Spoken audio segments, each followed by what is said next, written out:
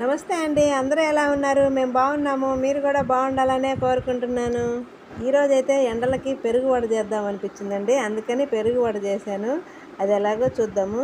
ఒక కప్పు మినప్పప్పు రాత్రి నానబెట్టేసుకున్నానండి. అది పొద్దున్నే మిక్సీకి వేసుకున్నాను. చాలా మెత్తగా వేసుకోవాలండి మిక్సీకి. అందులో కొంచెం సాల్ట్ వేసేసుకునేసి బాగా బాగా కలుపుకోవాలండి. మళ్ళీ ఒకసారి బాగా కలిపేసుకునేసి పక్కన పెట్టేసుకోవాలి. అది కొంచెం నీళ్ళ మీద వేస్తే పైకి తేలాడినట్టు ఉండాలండి. చూడండి ఎట్లా తేలాడుతుందో అలాగ ఉండాలి. ఇప్పుడు దాన్ని పక్కన పెట్టేసుకుందాము పిండిని. అదే కప్పుతోటి 2 కప్పులు పెరుగు తీసుకోవాలండి. ఒక గిన్నెలోకి పెరుగు తీసుకునేసి 1 కప్పు నీళ్లు పోసేసుకోవాలి. అక్కడ చూపిస్తున్నట్టుగా వేరే గిన్నెలోకి అలాగా తీసేసుకోవాలి. ఇప్పుడు ఆ పెరుగుని బాగా కలిపేసుకోవాలండి. అక్కడ చూపిస్తున్నట్లుగా బాగా కలిపేసుకొని ఆ చిక్కదనం ఉండాలండి.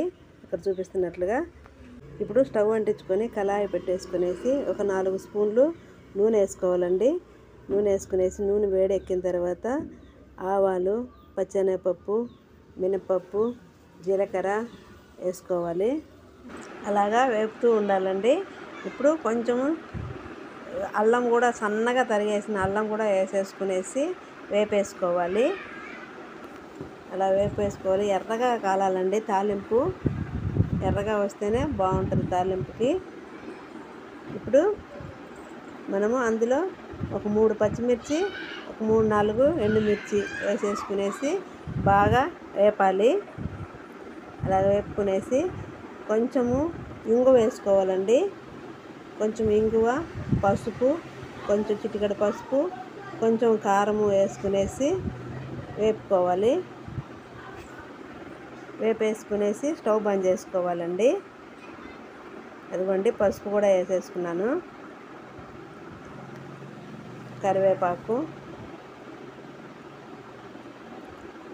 కొంచెము కారం ఎక్కువ తినే వాళ్ళైతే ఇంకా కొంచెం కారం ఎక్కువ వేసుకున్నా చాలా బాగుంటుందండి. అలాగా కారం కూడా వేసుకునేసి కొంచెం సాల్ట్ వేసుకునేసి పక్కన పెట్టేసుకోవాలి చల్లారేంత వరకు.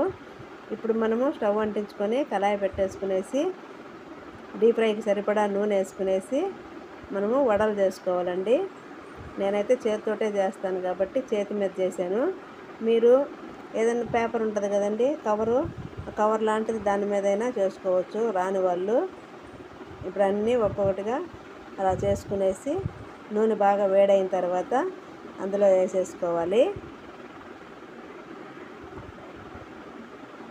నీళ్ళు అద్దుకునేసి చేతికి అలాగ చేసేసుకునేసి అన్నీ అలా చేసేసుకోవాలి. అక్కడ చూపిస్తున్నట్లుగా అట్లా వేసేసుకోవాలి అన్నీను. చాలా బాగుంటాయండి. మీరు కూడా ట్రై చేయండి. ఎలా ఉన్నాయో నాకు చెప్పండి కామెంట్లో. ఇప్పుడు మనము పెరుగు రెడీ చేసి పెట్టుకున్నాం కదా, అందులో ఈ చల్లారింది కదండి తాలింపు, అందులో వేసేసి కలిపేసుకోవాలి. ఇప్పుడు వడలు కాలుతూ ఉంటాయి. ఇప్పుడు మనము ఇది ఇందులో వేసేసుకునేసి బాగా కలదిప్పేసుకోవాలండి. అదిగోండి అలాగా బాగా కలదిప్పేసుకునేసి పెట్టేసేయాలి. ఇప్పుడు వడలు చూద్దాము. చూడండి కాలుతూ ఉన్నాయి కదా. ఇప్పుడు కాలినాయి కదా, వాటిని తీసేసి ఒక గిన్నెలో కొంచెం నీళ్లు పోసేసుకునేసి అందులో వేసేసుకోవాలి. అందులో వేసేసుకునేసి స్పూన్ తోటి అలా అనాలండి. ఇప్పుడు మళ్ళీ మనం దాంట్లో వేస్తాం కదా నూనెలో, అవి అయ్యేటప్పటికి ఇది తీసేసి పక్కన వేరే గిన్నెలోకి వేసేసుకోవాలి. అలా అనేసి మొత్తం తీసుకునేసి పక్కన పెట్టేసుకోవాలి. చాలా ఈజీ కదండి.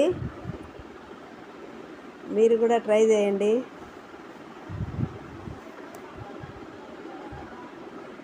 ఇప్పుడు అన్నీ అలా తీసేసి పెట్టేసుకోవాలి. ఇప్పుడు ఆ గిన్నెలోటి ఇవన్నీ తీసి మళ్ళీ పక్కన వేరే దాంట్లో వేసేసుకోవాలి.